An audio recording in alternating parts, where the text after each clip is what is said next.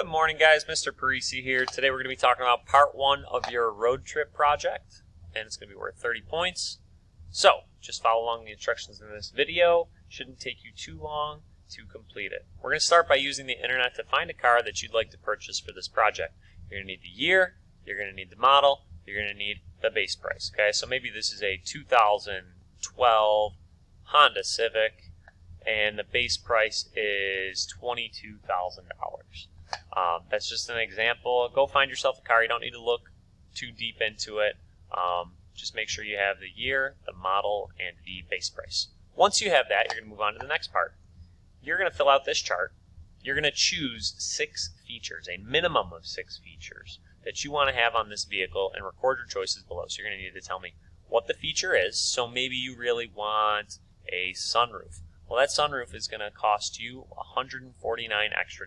So you're going to write in sunroof, you're going to write $149, and then you're going to find some more features. So you're going to need at least 6 of them here. Record all 6 costs, and then record your total. So add up all the costs of your features.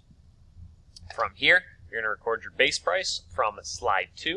You're going to record the total cost of your features, which is from slide 3, and then you're going to calculate the total cost of your vehicle with the base prices and the features. That's going to be how much your vehicle costs in total. So at this point, you need to calculate 2 different options. You're going to have a 10% down payment, or you're going to have a 20% down payment.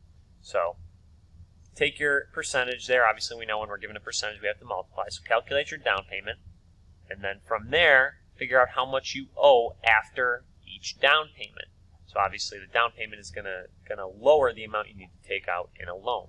This value that you get in this box right here is what your loan is going to be, how much you need to take out a loan for to pay for this car.